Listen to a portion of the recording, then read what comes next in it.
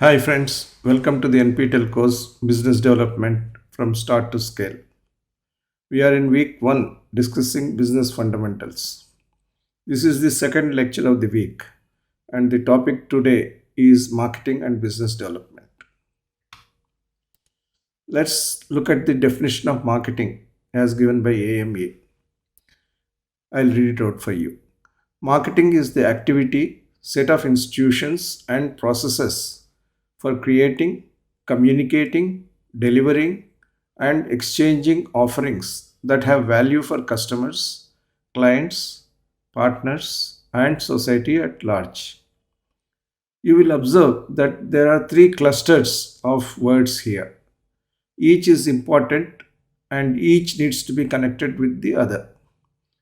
The first cluster of words relates to activity, set of institutions, and processes. These are internal to the organization, internal to the person.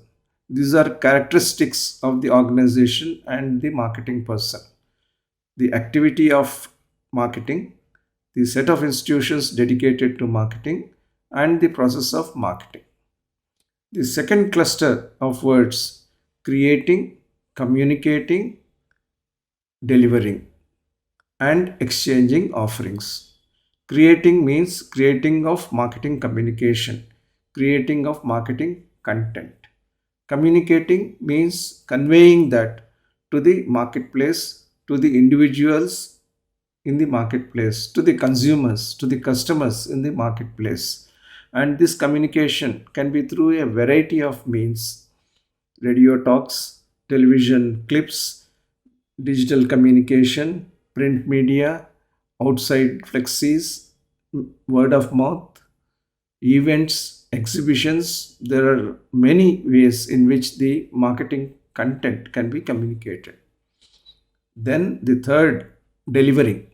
Delivering means the product and services have to be delivered to the consumer. It could be through a retailer, a distributor, a wholesaler, could take place in the mall, could take place in the shop, and so on. The third cluster of words relates to exchanging offerings that have value for customers, clients, partners, and society. I am repeating two words from the previous cluster into this because these are the products and services which need to be exchanged in consideration for money. But the cluster here is the marketplace, customers, clients, partners, and society. The way you look at it, it could be straight away a consumer or a group of consumers, for example, clients and partners, or the whole society at large. Only when you bring together all these clusters of words in logical sequence, you can get marketing carried out. Therefore, let me repeat, marketing is the activity, set of institutions, and processes for creating, communicating, delivering, and exchanging offerings that have value for customers, clients, partners, and society at large. Why am I emphasizing marketing so much? Marketing is being emphasized by me so much mainly because without marketing you can convey what you intend to offer. Therefore, marketing is the bridge between you and the consumer, the bridge between the company and the marketplace. Moreover, business development, as I have explained earlier, is an integrative function. It is not a function that functions in a solo. It requires various other disciplines to be a part of it in different shades to be able to deliver its objective of business development. That's why we focus on marketing. We will also focus on other adjuncts in later parts of this course. To put it simply, marketing concept means planning and coordination of all company activities, which means you are covering the entire value chain of the company. And how are they coordinated? How are they planned? They are planned and coordinated around the primary goal of satisfying customer needs. That means whatever you do in terms of marketing is focused on the consumer and also the ecosystem that envelops the consumer. And it is the most effective means to attain and sustain a competitive advantage. The whole goal of marketing is not to do something in terms of sales for today. The goal of marketing is to establish a relationship with the customers, with the market segments, and the overall marketplace in such a manner that the company can continue to sell or market its products and services to that marketplace. So, the concept of marketing is nothing but planning and coordination of all company activities around the primary goal of satisfying customer needs and as the most effective means to attain and sustain a competitive advantage. The key thing is to understand the company's value chain and see how this value chain can provide value to the customer as well. And when the value chains of the customer and the value chains of the company work in tandem, then there could be sustainable competitive advantage. Now, there are market oriented firms and there are firms which are oriented towards other functions of an organization. So, let's understand what are market oriented firms. So, there are four characteristics of market oriented firms. All departments and personnel are focused on customer needs. They develop and adapt products and programs to respond to the changes in the environment.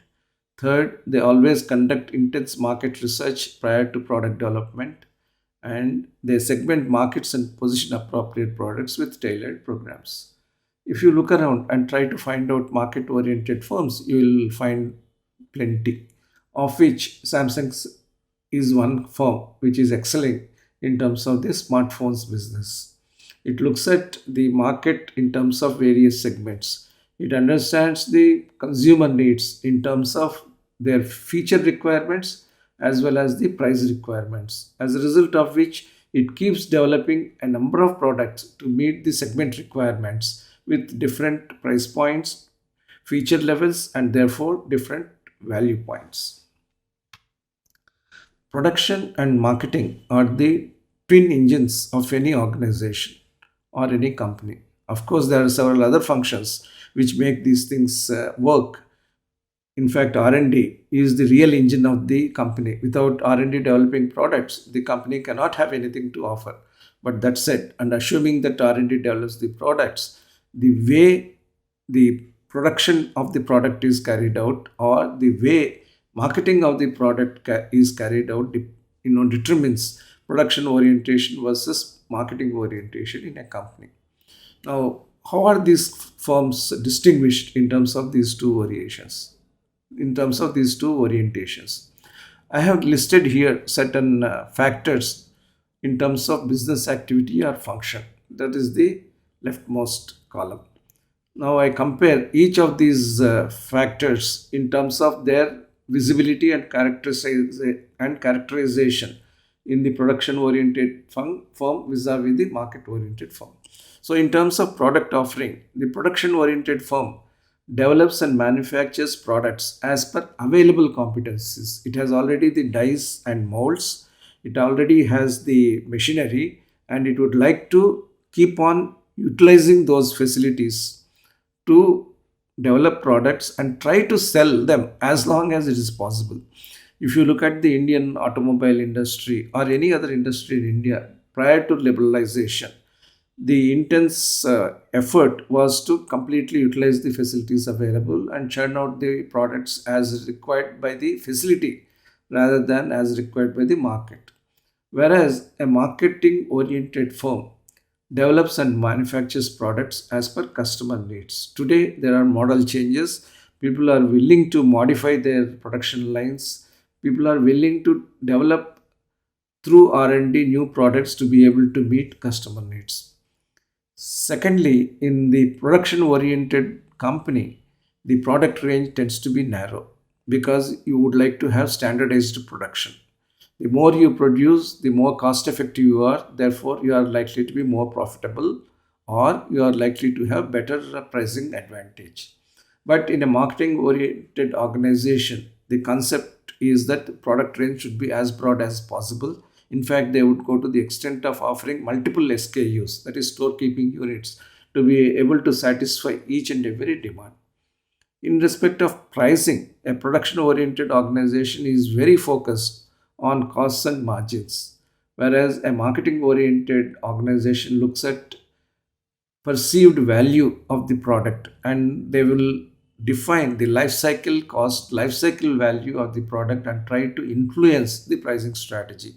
Marketing oriented organizations tend to have superior pricing power compared to the production oriented organizations. Similarly, marketing oriented organizations try to premiumize the products, that is, they make the products and their selling avenues more premium in the look, feel, and experience, and consequently, the pricing power is also superior. In terms of the market segments that are served, production oriented firm wants to be in homogeneous market. That is a market in which segments are very few. The customers have certain common needs. Whereas a marketing oriented firm is willing to micro segment a market and go as heterogeneous as possible.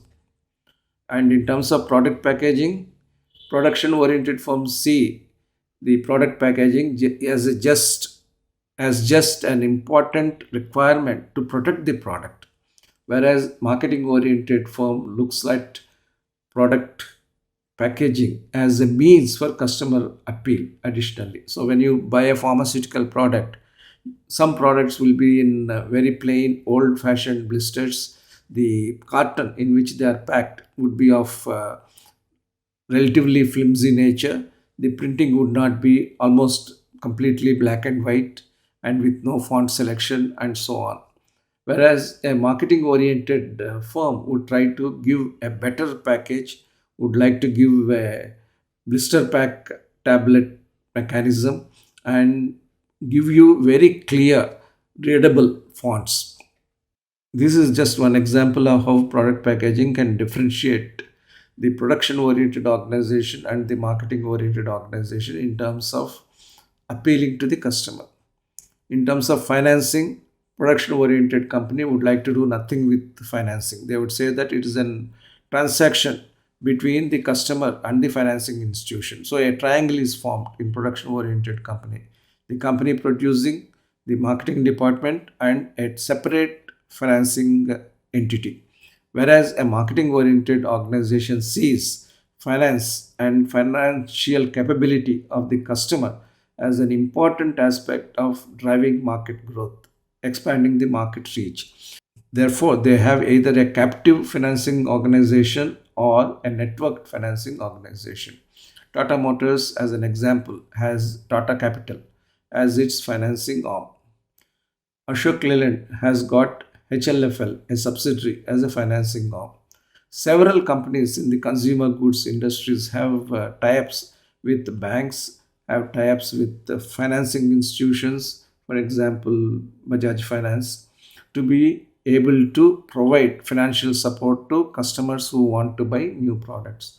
And this level of captive and networked financing is going to be an important determinant when products are premiumized and when marketing oriented firms need to and want to extract value from the marketplace. This trend of having captive financing is there virtually in every group. Mahindra has got Mahindra Finance. As I said, Ashok Leyland and Tata Motors have their own financing arms. Eicher has got strong financing tie-ups with various other parties. Again, this financing need not necessarily be captive.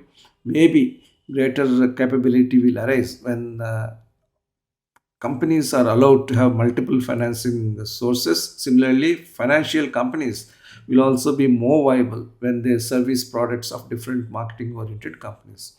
And as far as promotion, which is an important ingredient of marketing, is concerned, production oriented firms tend to be very technical in terms of their promotion. The functionality of the product is established, and the functionality of the product is communicated as much as possible. Whereas a marketing oriented organization looks at the life cycle value, it creates perceptions around what a product can offer in terms of value, in terms of the prestige, and various other parameters. Now, let's look at the methods of market development. There are two types of market development, which is product oriented market development and market oriented market development. And taking these two dimensions into consideration, we can develop the classic product market grid. Most businesses deploy a hybrid of the four modes of business or commerce, as I have indicated here. Now, the product dimension can be categorized in terms of existing products and new products. Similarly, the markets can be categorized in terms of existing markets and new markets. When you do that, you will get four grids which have different characteristics. If you are selling existing products in the existing markets, the way growth can come is predominantly from improved market penetration. Market penetration means you are selling more products in the same market. That means you aim for higher market share. So whenever Airtel or Geo talks about increased market share, what they mean is that they are becoming more competitive in the existing marketplace, which is the telecommunication users. If you have new products which are placed in the existing markets, it means that you are trying to expand your market and derive growth through product expansion. The marketplace is not expanded. Your market for the products is expanded because you are offering new products. Samsung predominantly does that. It offers newer and newer smartphone product lines. For example, the Galaxy series, the A series, M series, F series, and so on. And therefore, there is an inevitable increase in the market volume as well as the market share. There is the third dimension where the existing products are put into new markets. When a domestic oriented company exports its products, it is a new market. A company which is predominantly in the eastern market, if it wants to get into the southern and western markets, it is putting the same products in the new markets and deriving growth because of the additional market coverage. There could also be companies which are putting new products into new markets. They would decide that this product is appropriate for making a new entry into a new market. And in this case, you have growth which is driven by both product expansion as well as market expansion. These are the four methods of market development: existing products, existing markets; new products, existing markets; existing products and new markets; and new products and new markets. You can also realize that each of these grids require different types of competencies. If you want to have higher growth or higher market share in the existing product and existing market area, you need to have probably improved features, higher cost competitiveness, and better selling capabilities.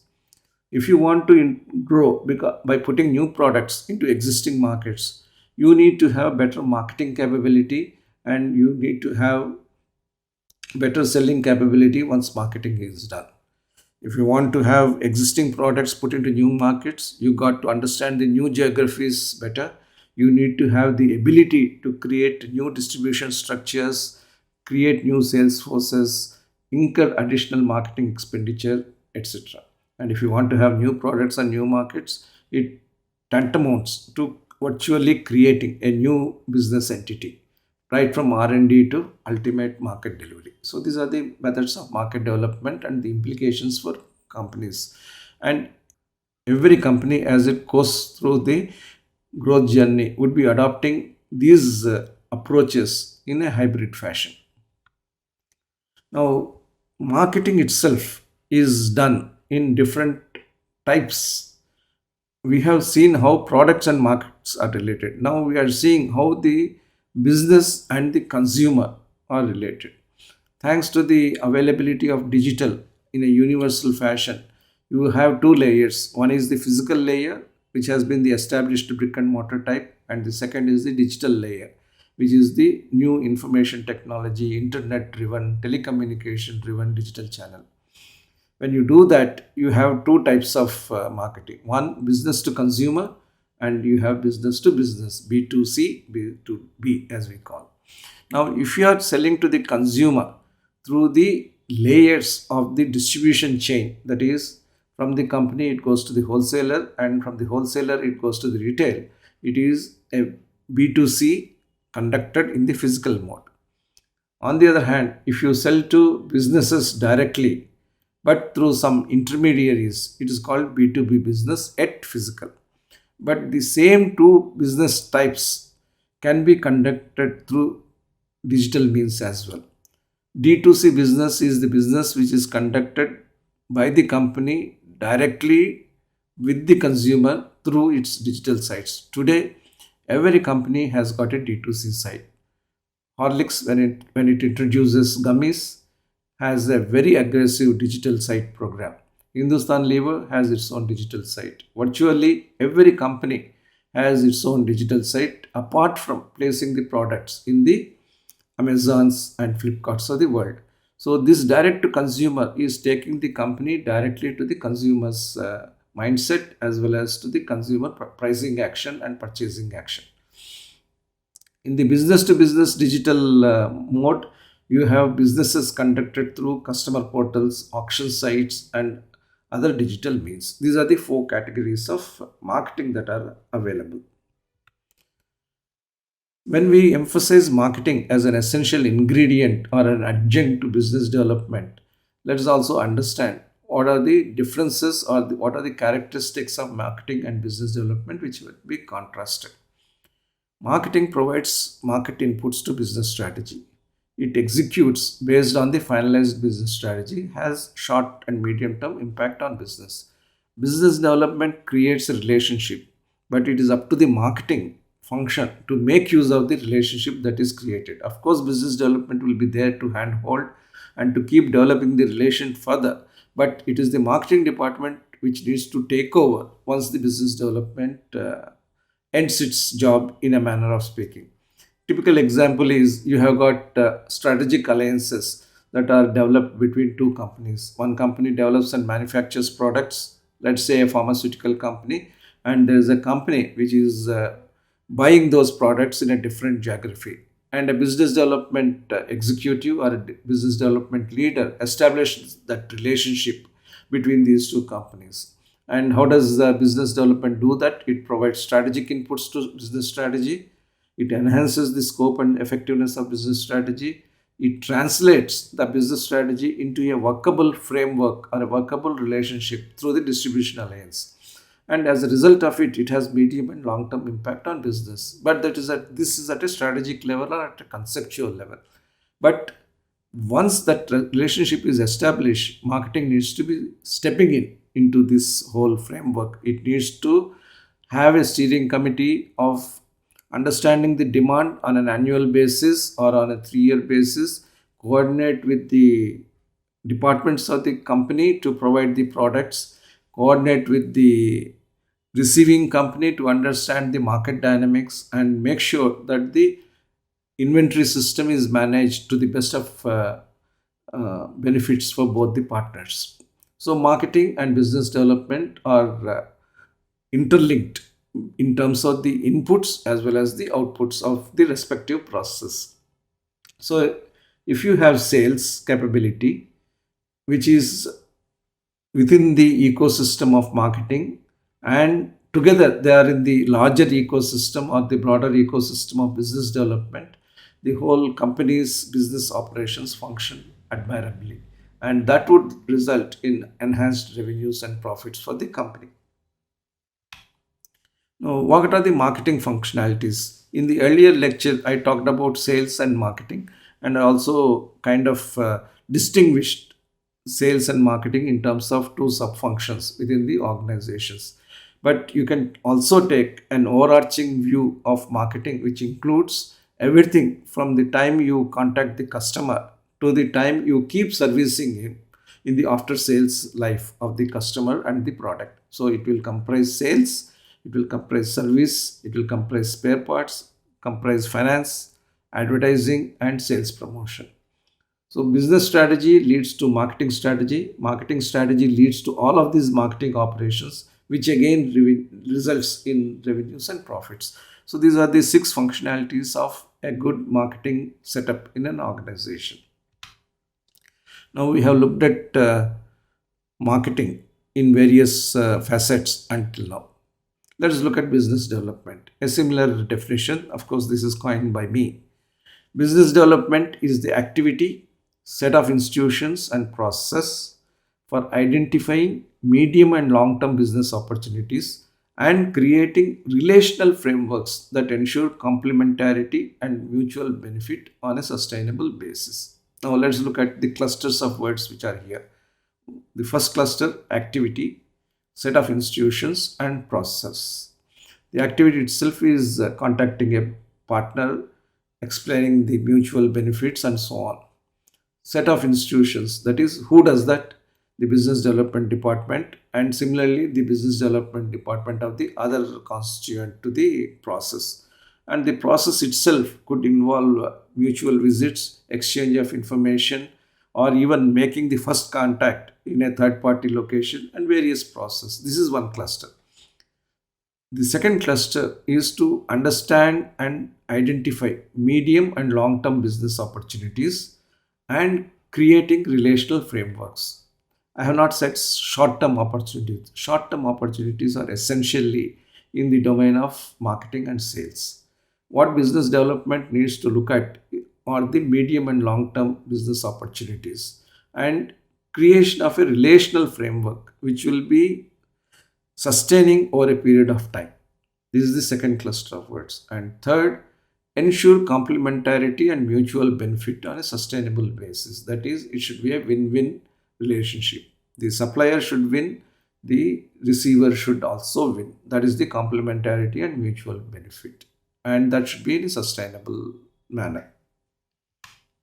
So, what are the business development functionalities? It has five essential functionalities. One, you must identify the macro markets. When you say macro markets, which country is good for my products, or which state is waiting to receive my kind of products. Identify which product goes into which kind of consumer psychology. So these are all the macro market parameters which the business development function identifies.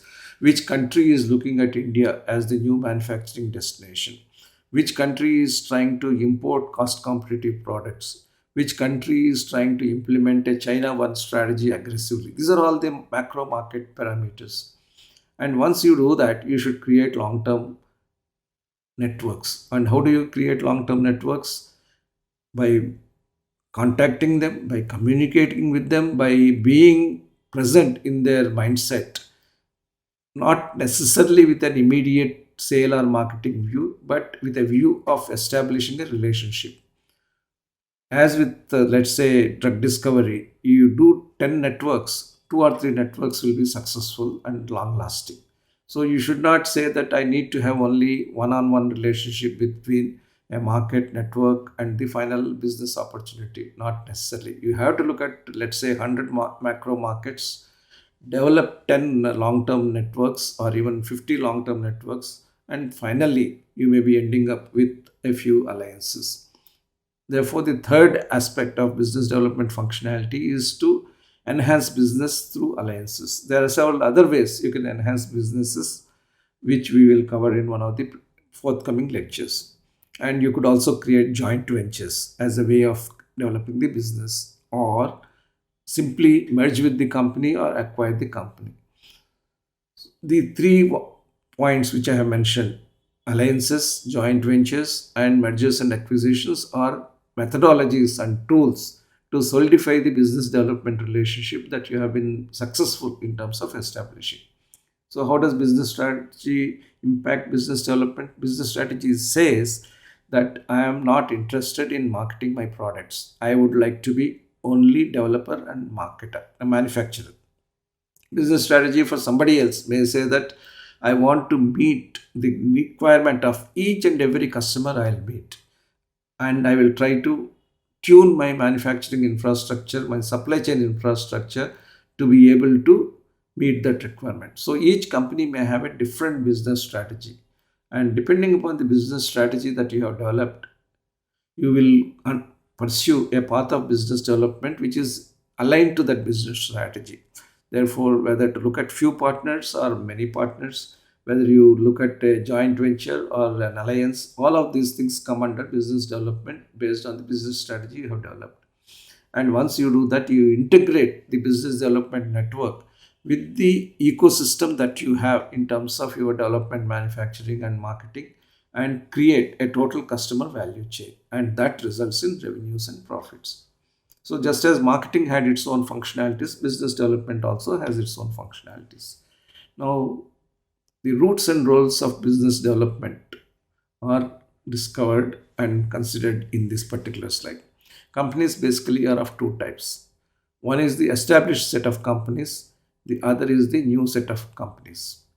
The established set of companies again are of two types. One set wants to improve the business, and another set wants to diversify the business. And within the companies which are wanting to improve the businesses, there could be single business companies, or there could be business companies which are wanting to have dominance in that single business. Whereas the diversifying businesses typically want to be or are already in multi businesses, and they want to be conglomerates eventually. Companies which are new, they have not been there in the marketplace or in the industrial arena, are again of two types. One set of companies are those which are wanting to secure a niche, that is, they want to get a toehold in the marketplace, in the industrial horizon. These are typically the startup businesses which are the in the initial phase of commercialization of their wonderful ideas and prototypes. The second set of companies relate to the companies in the startup space but are in the process of securing multiple niches or in the process of growing their businesses. So, typically, startup businesses in the ramp up phase conform to this categorization. So, when you look at these definitions and when you look at the four examples I have given, you can see the pathway of business development that has led those companies to become what they are. Maruti Suzuki, established company only in the passenger cars in the overall terms, but it has diversified its business with multiple product lines in that area. Reliance Industries has diversified in terms of the industrial segments itself. It started with textiles, went into energy, retail, and telecom in a big way. Agnikul is an IIT Madras Research Park incubated startup, and it has decided to secure a niche in the private space launch vehicle space. A startup which is wanting to get into different businesses is exemplified by Swiggy. Swiggy started as a food delivery company, but then it started getting into grocery delivery. But it wanted to take the game to a notch higher by saying that it would offer everything in a time frame of 10 to 30 minutes. So there is a delivery service spectrum which is being considered by Swiggy. Tomorrow it could offer medicines, it could offer healthcare services. Wherever there is a need for a delivery, Swiggy could enter. So it is a new company, a startup company wanting to secure multiple niches. So that is how business development works to enhance the capabilities of a firm. Now, if they want to do these kinds of different development activities, let's look at how the business development gets done in these four categories of firms. Let's look at single business companies. There are four ways in which the single business company can work. It can expand markets for the new product variants because the business is being expanded through introduction of new products. And to be able to do that, you need to have strong strategic marketing capabilities. When you talk about strategic marketing capabilities, it is the ability to focus the needs of the customers and then create a marketing communication that positions the product for the future. The other capability is to add new products within the existing current product family and for the current markets. That means that if you are having a passenger car with 100 cc engine, 1000 cc engine, you would add a passenger car with 1300 cc or 1500 cc. Or if you are having a scooter with 150 cc engine, you would offer a product with a 200 cc engine. That is going to require strong sales and marketing capabilities. However, if an internal combustion engine oriented company wants to add an electric vehicle, it will go into the first category where it is expanding markets for the new product variants, which means that you should be able to not only sell the automobile, you should also be able to sell an electrified automobile which has the requirements of either battery charging or battery swapping and different kinds of customer behavior in terms of the range and energy density and various other parameters. So there's a difference here. You can expand the markets for the current product line. Again, as I said, getting into other markets, export markets, and so on. This requires strong marketing capabilities to be able to foresee the likelihood of our selling those products in those markets whose characteristics we don't know. So, researching about them and understanding the fit between our company and those markets is important for them. The fourth one, a simple one, is to improve market share for the current product line in the current markets. I said simple one, but in actual practice, probably it is the toughest one because you have to have strong sales and sales promotion capabilities. When all the products are, let's say, commoditized and there's not much of a difference between one type of water and another type of water, I mean, drinking water bottles, how would you achieve higher market share? You will achieve only when you have strong sales and sales promotion capability. Sales promotion because you will incentivize the distributors and retailers to be able to stock your product, and when somebody says that give me bottled water, he is motivated to offer one for which intense sales promotion has been done, and therefore the retailer benefits. These are the four ways by which a single business company operates to expand its business.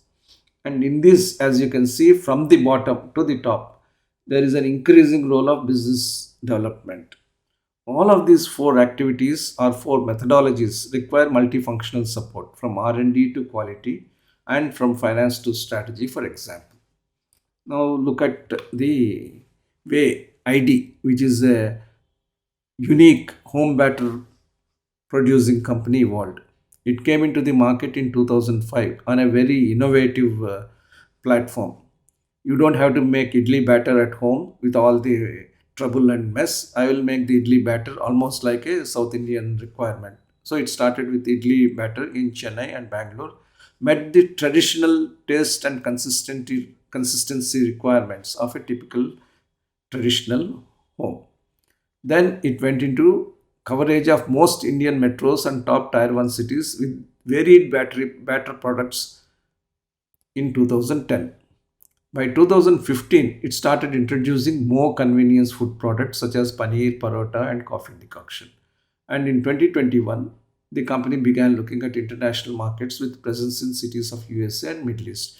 So if you look at this company ID, which has a kind of product cluster which falls in one definition of meeting the kitchen needs of typical Indian, it has moved through the four categorizations which I have discussed and described in the previous slide.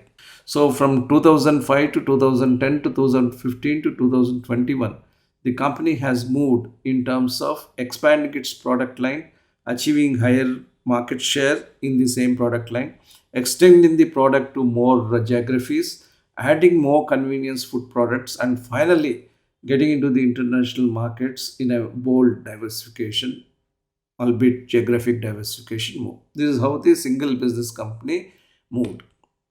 Now let's look at the diversifying business companies. Let's start with the bottom this time.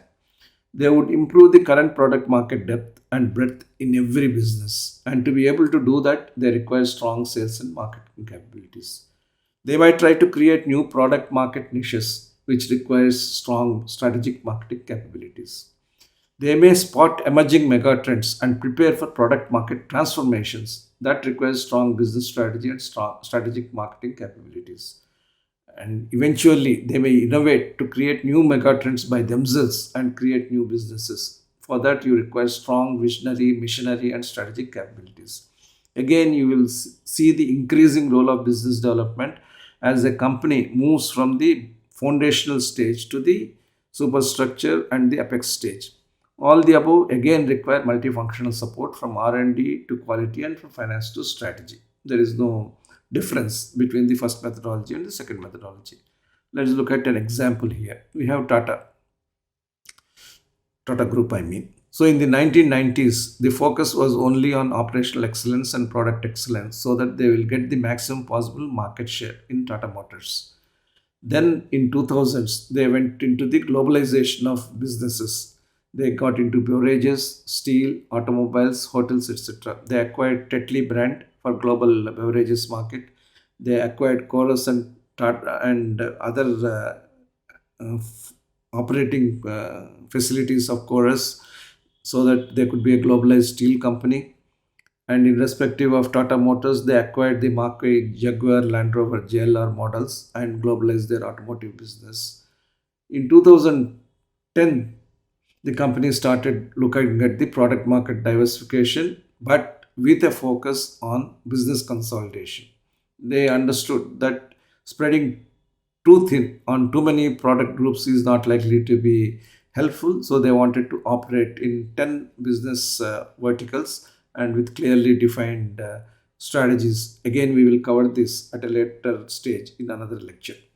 In the 2020s, the mega trends of electric vehicles, electric batteries, semiconductors, renewable power, hydrogen power, super apps, these are being considered, actually already implemented in certain cases, to be able to diversify the company even more and in line with the emerging mega trends.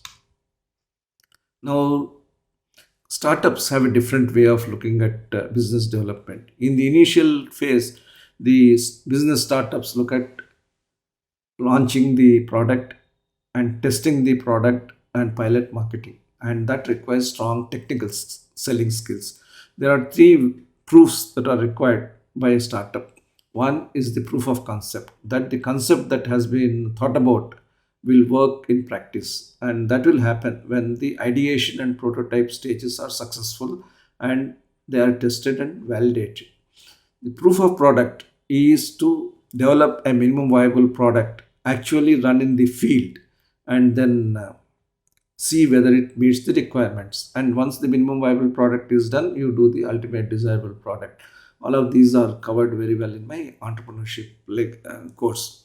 Anyway, that apart, the simple concept here is that you need to prove your concept, you need to prove your product, and finally, you need to prove your business. You may have done wonderful product development and the product itself has come very nicely, but is the market ready to accept it? Or do you have the capability to convince the market that this is the product that is to be taken? All of these things require strong technical skills with a facet of marketing weaved in. Then you have the commercial launch and initial sale. That requires strong sales and marketing capabilities. And later on, you need to achieve market breadth and depth, which again requires stronger market sales and marketing capabilities. And finally, you need to manage yourself as a well oiled production machine, like a mainstream company, which requires you to focus on sustainable competitive advantage for the long term. That requires strategic business and strategic marketing skills. What are the strategic business skills that are required? Ability to create a large organization, ability to establish efficient management processes, ability to have a value chain which is delivering to the customer, ability to respond in terms of design, manufacturing, and marketing requirements. Everything what a very well established mainstream company does. And apart from that, you need to have a business sense to understand where the market is going and influence that market development.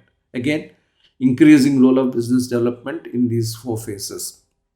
As with the other two types of companies, these companies also require multifunctional support from R&D to quality and from finance to strategy. For example, let's look at an example. An IIT Madras Research Park incubated smart wearables company Consumex, that's the company. In 2018, it did the test marketing for its first product called Muse smartwatch. It is a watch with analog looks but with digital capabilities.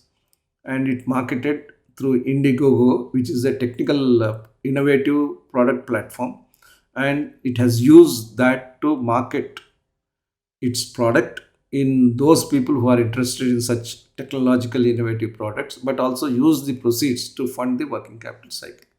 In 2019, it made its commercial launch, undertook aggressive social media marketing, and relied on word of mouth.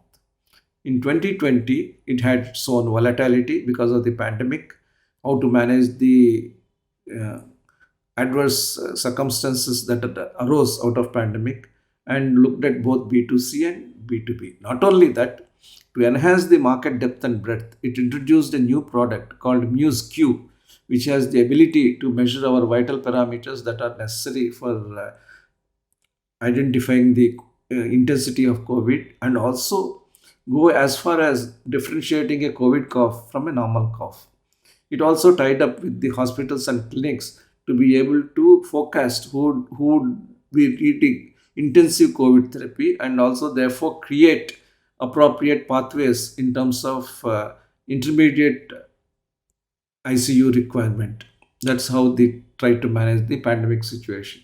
And in 2022, it started viewing its operating system as the competitive advantage. It looked at unbundling of the OS and took the design and manufacture to the next level. So, a startup in the initial phase behaves in terms of strategic marketing, strategic technology, and business development in this fashion. Now let's look at the fourth category, which is business development by startups in the ramp up phase. Again, going from the foundation, such companies, they improve the breadth and depth of the niche. They require strong technical selling skills. They create multiple product market niches, which require strong business strategy and strategic marketing skills. They require the ability to achieve market breadth and depth, not only sales but strong sales promotion capabilities and strategic marketing capabilities. Become a pan market phenomenon, strong strategic business and strategic marketing skills. Companies which have evaluated these methodologies and have evolved into pan Indian companies, be it the Zomato, be it Nika, be it Paytm. They have integrated all of these capabilities to be able to ramp up their operations. Again, as the company moves through all these four phases, increasing role of business development, because they require more relationships, they require more win-win arrangements, and they require more sustainability capabilities. And you can see that Zomato increased its hotel and restaurant network. It got into different kinds of structuring arrangements. Some of them worked, some of them didn't work. They had pushback as well. They tried to get into instant delivery system. Again, there was a pushback, but they kept on growing. They kept on adding newer verticals and started showing a business savvy diversification that took the company onto the ramp up phase in a very aggressive manner. So, a startup in the ramp up phase, another example is Swiggy, as I said. In 2016, reinforced the digital app, integrated payment and order tracking systems. In 2018, expanded the offerings, enhanced the restaurant relationships, reinforced delivery organization. In 2020, rapid growth and penetration in food delivery, aided strongly by COVID-19 pandemic. In 2022, operating in 500 plus Indian cities pan India, not only traditional food delivery of the company, but package delivery, instant groceries, and so on. So, when you look at this whole picture, which I have presented to you in several cross sections, you will find that there are two uh, drivers. One is the market, and the second is the people. And what does the market comprise of? It comprises the point of sale where the sale actually takes place, a retail store which provides a physical platform or a digital platform for the sale to take place, for the products and services to be listed and displayed, a retail mall which provides a further ecosystem for the retailer to stay, and in today's terms, whole thing completely digitized and operating as a digital universe. And when you look at the customer, you look at an individual customer, you look at a customer group, you look at the market segment, and you look at the customer universe. So these are the four circles of people who are going to influence your demand pattern. The matching of the markets and the people to what you require in terms of your strategic marketing and in terms of your business development is the challenge and opportunity you have as the business development leader of the company.